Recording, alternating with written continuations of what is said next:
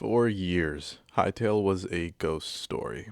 It was the kind of game that was apparent in trailers, posts, and community speculation more than in anyone's actual hands. It almost felt mythical. It was talked about endlessly and delayed endlessly and quietly judged by whether it could ever live up to the impossible image that we built in our heads about it. Think back to December of 2018. The announcement trailer dropped and sent shockwaves through the entire gaming industry, racking up tens of millions of views. And it wasn't just a Minecraft clone.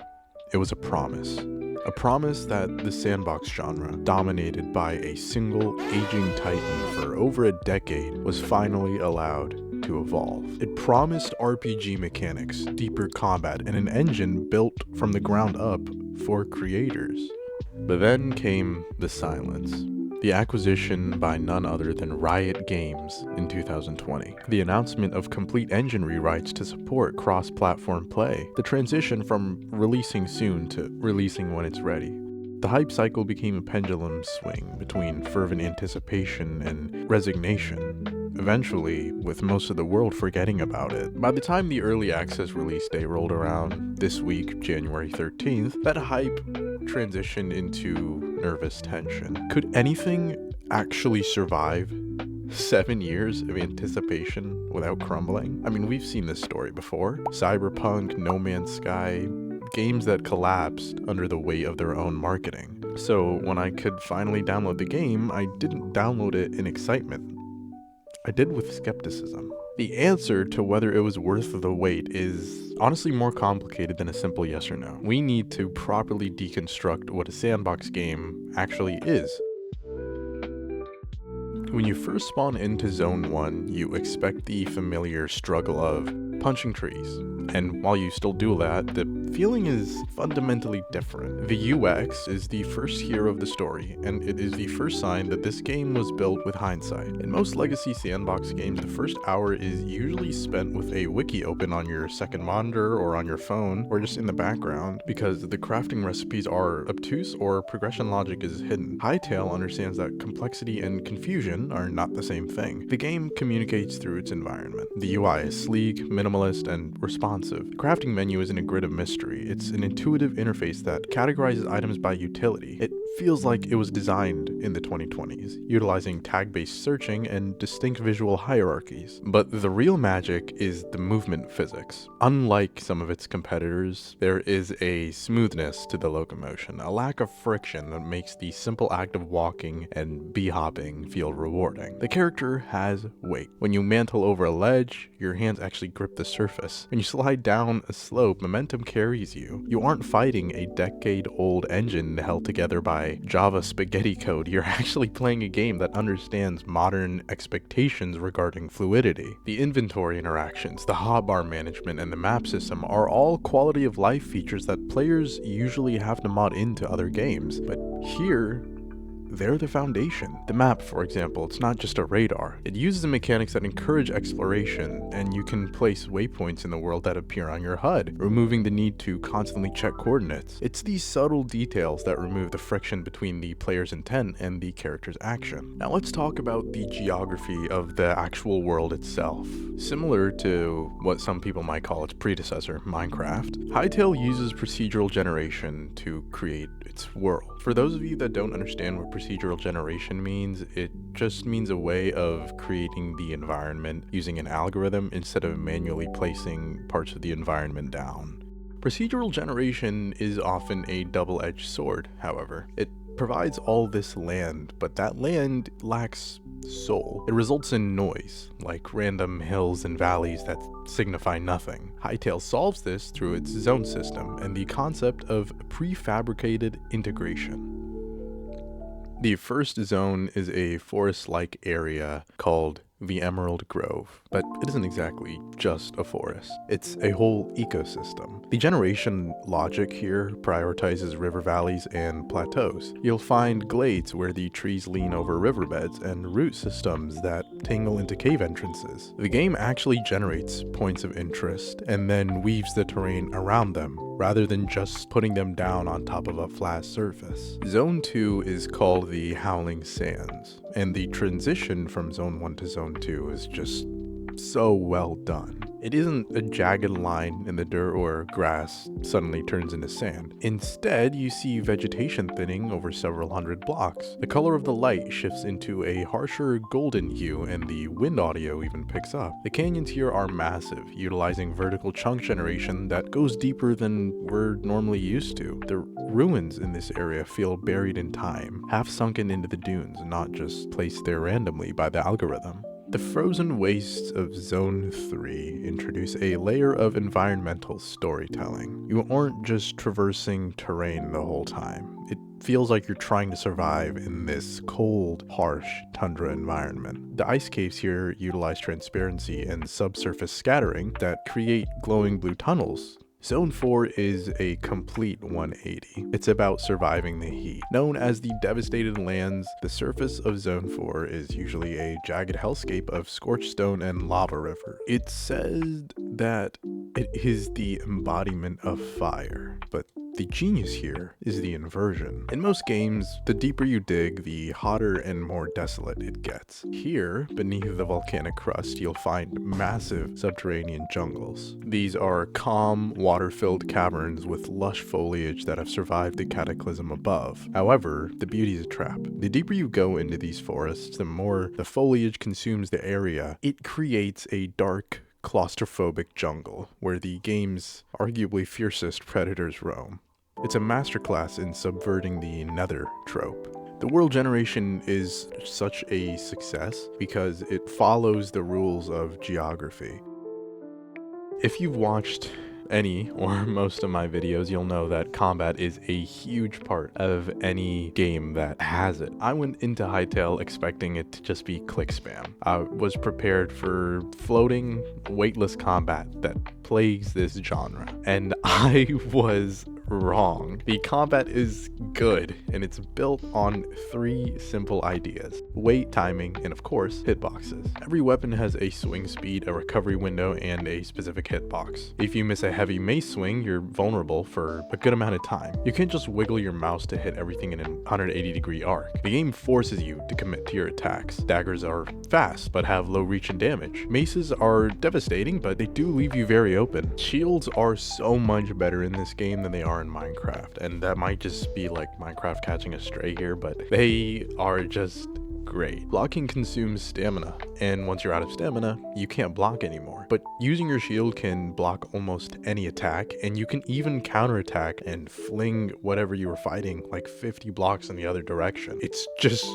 great. This counterattack mechanic is one of the best ways to take down elites in the game without resorting to cheese tactics. There is also magic and range in the game, obviously, because if it was a purely melee-based system, nobody would want to play. But even the range and magic options are good as well. Staves aren't just a fast version of a bow and arrow. They have distinct casting times and mana costs. Although the mana system hasn't been fully implemented in the game, some parts about it have been released and even discussed among popular creators. It's obvious that the magic system was thought through and is very well developed. To have good combat, obviously you need to have good enemies, and the enemy AI in Hytale is actually much better than I expected it to be. Enemies don't just walk in a straight line towards you. For example, one of the most common enemies in the game is those skeleton dudes. They actually run around the map to position better. They block and attack with proper timing. But what are you actually doing in this world? What are you actually doing in Orbis? You aren't just a random survivor. You're an avatar stepping into a world scarred by the conflict between Gaia and Varen. It's written that Gaia was a protector and Varen was an entity of the void. Now, I didn't do much digging into the lore myself, but I'm sure that lore videos will come out soon enough for this game. Heck, if you want to see me make one, let me know in the comments or on the Discord, and I will definitely put some work into making one. A nice thing about this game is that it doesn't force you into long cutscenes. Instead, it uses something that I like to call soft lore. You learn about the world through archaeology, finding items in ruins that explain the fall of ancient civilizations. It's an approach similar to games like Elden Ring or Breath of the Wild, where a story exists, but you have to pull it out of the environment. The Kweebecs are the prime example of this depth. They aren't just these cute NPC guys. They have a life cycle. They're born from seeds, grow into childlike forms, age into elders, and eventually, when their time comes, they root themselves into the ground and become the great trees of the forest. This cycle is tragic and beautiful. Seeing an elder Kweebec you traded with earlier in the game now existing as a silent, unmoving tree in the village center adds an emotional weight to the faction. Helping them fight off other factions like the Trorks isn't just about getting loot, it's about protecting a culture now. The faction system brings the world to life.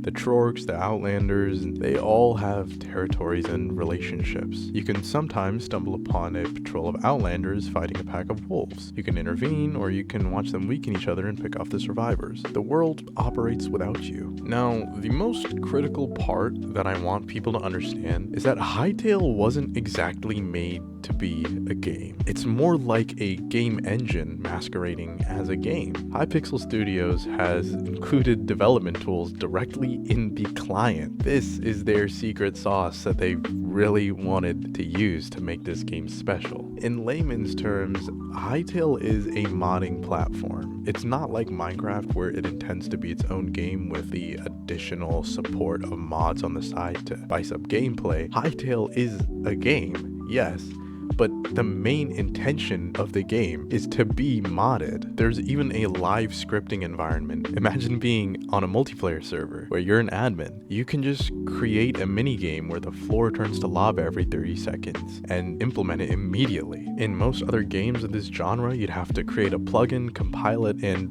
restart the server to do any of that. In Hytale, you can just simply open the console, write the script, and execute it live. The players on the server see the change instantly without a need for restarting. And to stress this even more, the day that the game came out, mods already existed. So I'm talking about mods existing for this game in the pre-release. Like, that is just insane to me. But let's be honest, it isn't perfect. We need to take off the rose-tinted glasses and look at this game with a perspective of a critic. While the combat behavior is good, the pathfinding for AI is sometimes jank. I've seen enemies get stuck on the craziest, like, one-block obstacles. I've watched some of them walk directly into lava and do nothing until they died.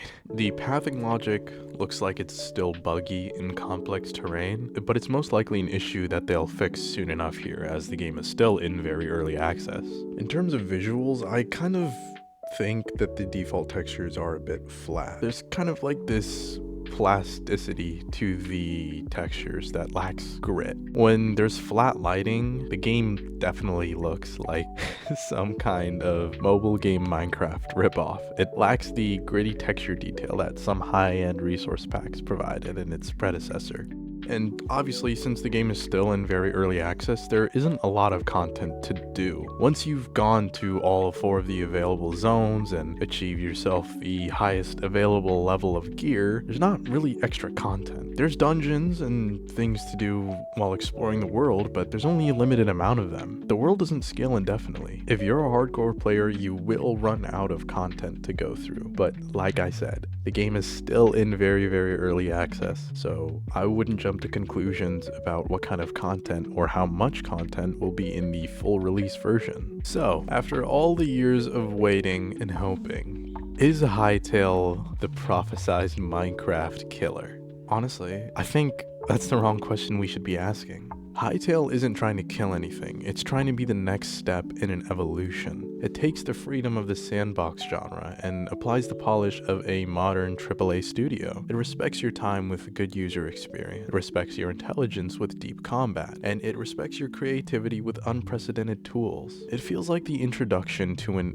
era of something special. It feels like a game that was made by people who truly love the genre and were tired of its limitations. It's not just a game, it's a creative ecosystem, a platform that is going to grow for the next decade. If you're looking for a finished, flawless product, I would suggest waiting for the official 1.0 release. But if you want a polished, modern, and deeply creative experience that fixes almost every grievance we've had with pixelated, blocky sandbox games for the last 15 years, then it might just be the Minecraft killer. As we look towards the future development of Hytale, the potential is just honestly staggering. With the community already churning out mods and the developers promising zones 5 and 6, the Orbis we see today is just a fraction of what's coming. The entire modding community is about to explode. With the amount of mods that are already out further improving the game, I just cannot fathom how many mods will come to appear in just these next few months. The tools Hypixel Studios provided are for sure going to birth a new generation of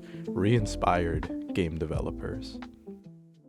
But for now, I am going back in. There are still a lot of places that I want to explore, things to try out. So now, with it finally being able to be accessed by the public, I think the real question we should ask regarding Hytale isn't whether or not it's the Minecraft killer, but rather what it and its community are capable of doing.